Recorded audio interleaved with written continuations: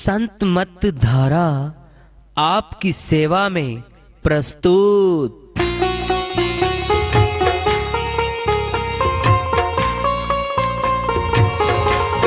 जो चाहता है प्रभु प्यारा वो आओ संत मत धारा। भक्ति भेद बता कर सारा वो कर दे भव के पारा। जो चाहता है प्रभु प्यारा वो आओ संत मत धारा। भक्ति भेद बता कर सारा वो कर दे भव के पारा। जो चाहता है प्रभु प्यारा।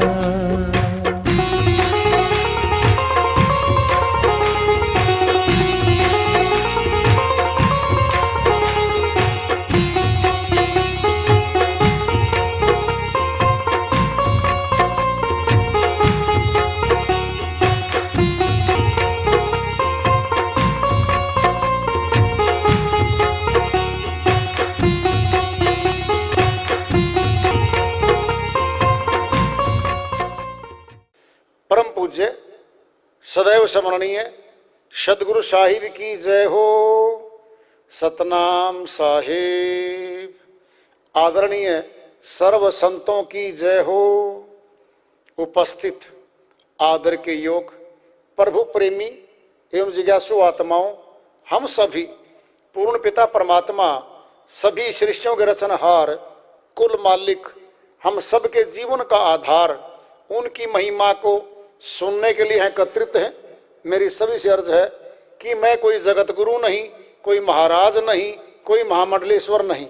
मैं केवल सभी संतों की चरणों की धूल हूँ और आपका भक्ति मार्ग में सहायक हूँ। मैं अपनी सीधी साधी टूटी फूटी भाषा में, संदुकड़ी भाषा में भक्ति भेद के गूढ़ रहस्यों को उजागर करने वाले विचार आपके समक्ष रख रहा हूँ। यदि अच्छे लगे अपनाएं, नहीं तो गैर जरूरी समझकर विसार दें। हाँ, सत्संग एकमात्र प्रभु प्राप्ति का विद्यालय है, विश्वविद्यालय है ये। और हम सभी सत्संग में आए हुए हैं। हम जिज्ञासु तभी तो आए हैं। हम पिछले सत्संगों से वार्ता करते चले आ रहे कि चेतावनी से प्रभु प्राप्ति की ओर इस अध्याय को, इस वार्ता को आज फिर आगे बढ़ा रहे हैं। 5 पहर धंधे गया, 3 पहर रहा सोए, 1 पहर प्रभु नहीं भजा, मुक्ति कैसे होए। साहिब अपनी श्री वाणी में बहुत बड़ी बात समझाना चाह रहे हैं हमें। 8 पहर होते हैं 24 घंटे में, 3 घंटे का 1 पहर होता है, 8 या 24। साहिब कहते हैं 5 पहर 15 घंटे तो काम पे चले गए हम।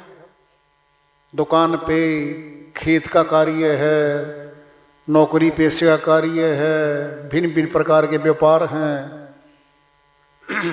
तो 15 घंटे तो हमारे वहां गुजर गए, आने में, जाने में, करने में, काम में।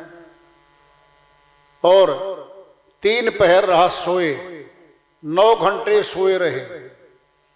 सोने में गुजर गए हमारे 8 पहर तो गए। 1 पहर प्रभु नहीं भजा, मुक्ति कैसे होए। 3 घंटे मालिक का सिमरन भजन नहीं किया। साहिब कहते फिर मुक्ति कैसे होगी भाई।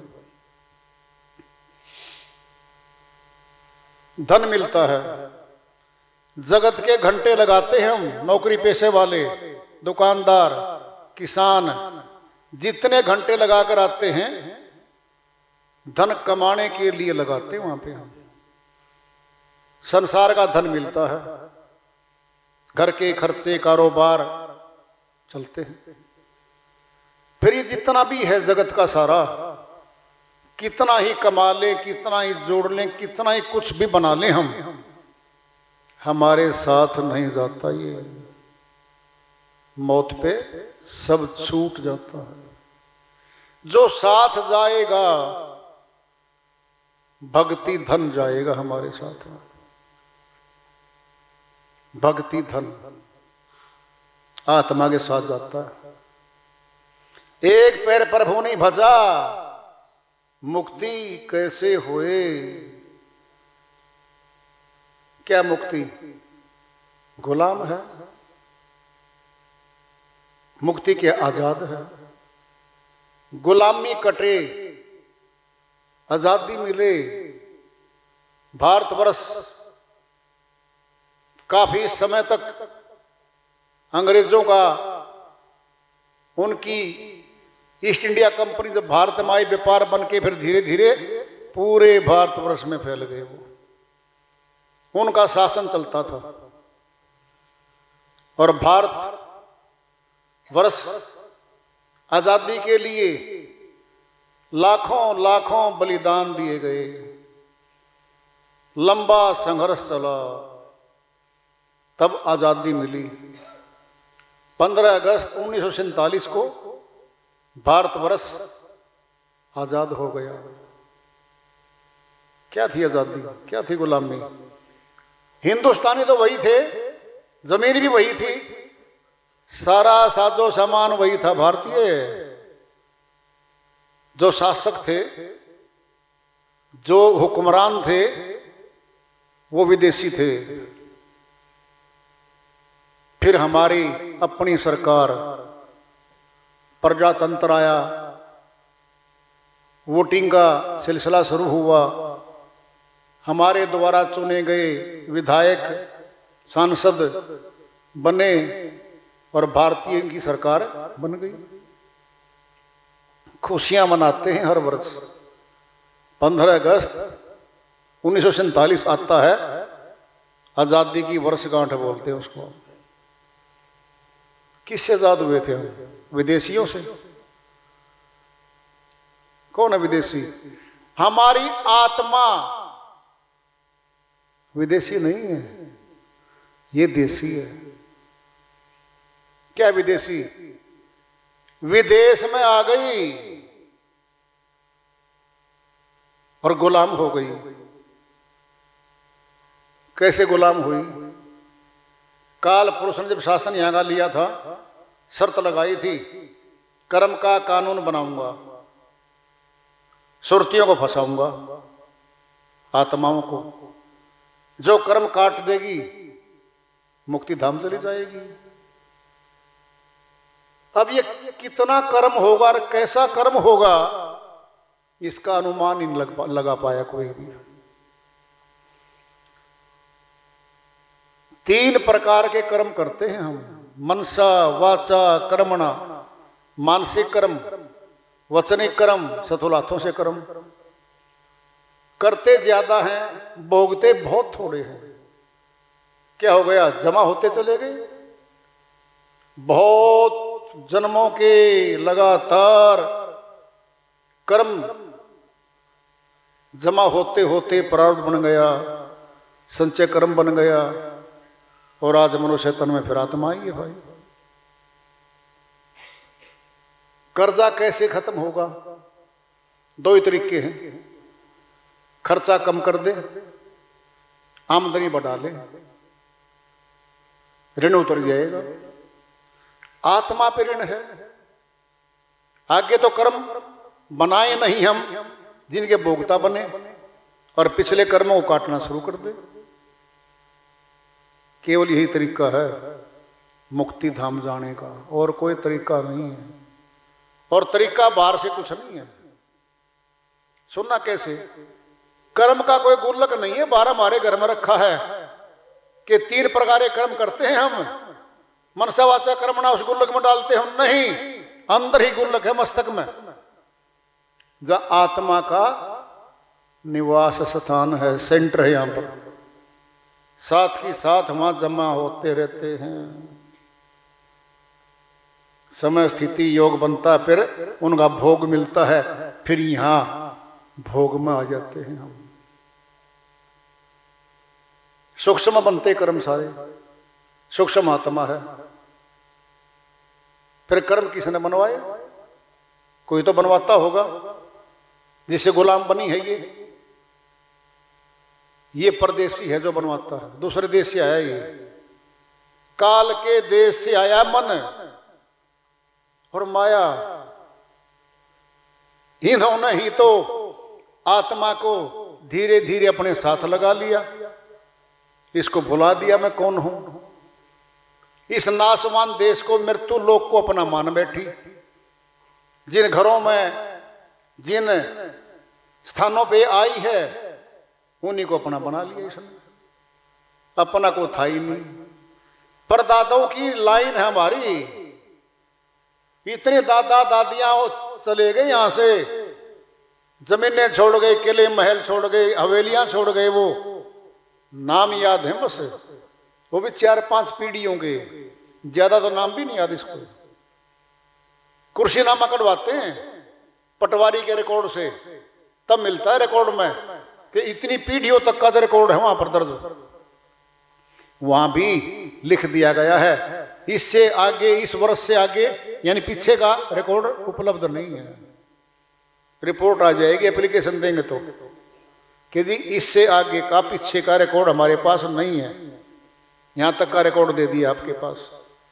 जब वो सभी चले गए, कह के गए हैं, नहीं रहे, नहीं रहेंगे, हम भी नहीं रहेंगे। कौन आ गए इसमें? मन, पूरी सेना, 5 विकार, 25 प्रकृति, 3 रजगुण सदगुण तमगुण 3, 33 कोटि आत्मा के चारों तरफ खड़े हैं, और आत्मा अकेली पड़ गई। इनको अपना बनाती है, फंसती है, इनसे विमुख होती है। तो परिवार में बैठे सारे, ये परिवार के सदस्यों में 33 कोटि बैठे हैं, फिर उनके द्वारा पकड़वाएंगे हमें ये, यानी बंदोबस्त पूरा कर दिया कि आत्मा निकल ही ना पाए यहां से। कैसा जटिल। वैसे ऊपर से क्या है, लुभावना है, सुंदर लगता है संसार, अपना सा लगता है, प्रिय लगता है, हमारा है जैसे, नहीं है ये हमारा। बहुत दूर से आई हुई आत्मा। कहा संतों ने, परदेसी है तू, कहाँ गई यहाँ पे, ये तेरा देश नहीं है, तेरा देश तो सतलोक है, अमरलोक है तेरा। सत्य पुरुष का स्थान जहां पे है, वहां से आत्मा नीचे उतर के आई है, और यहां जहां आई है, इसको अपने लगे मोह ममता में अपनाया, पकड़ी गई। अब छूटना मुश्किल हो रहा है। क्या हो गया? मोह ममता का, लोभ का नशा पिला दिया गया इसको। जो भी नशेड़ी हो जाता है, नशे के अधीन हो जाता है, वो कहता तो है जी नशा नहीं छूट रहा जी मेरे से, कोई छुड़वा दो।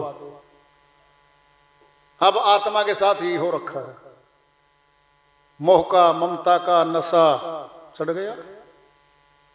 अपने जाते हैं घर से, खूब रोती है, हाय हमारा गया। तुम्हारा कहां था? अगर तुम्हारा था तो जा नहीं सकता, तुम्हारा नहीं था, जिसका था वो ले गया। फिर हमारा तो कोई बस नहीं चलता,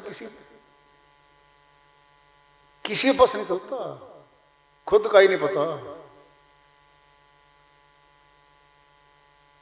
अमरलोक से आया बंदे, फिर अमरापुर जाना है। कहें कबीर सुनो भाई साधो, ऐसी लगन लगाना है, बता दिया है अमरलोक से आत्मा आई है, और फिर अमरापुर जाना है, फिर अमरलोक में ही जाना है। कैसे जाएंगे? जवाब दे रहे साहिब, कहें कबीर सुनो भाई साधो, ऐसी लगन लगाना है। लगन बिनु जागे ना नर कोई, बिना लगन के।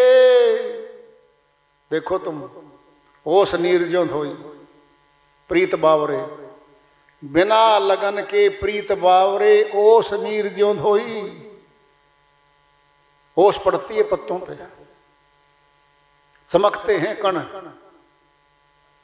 उनके ऊपर थोड़ी सी हवा चलती है, धूप निकलती है, साफ नहीं ठहरती वो। बिना लगन के जगत के काम नहीं बनते। फिर प्रभु भक्ति या काम भी बिना लगन के नहीं बनता भाई। सब कर जाएंगे हम, पहाड़ों में चढ़ जाएंगे हम।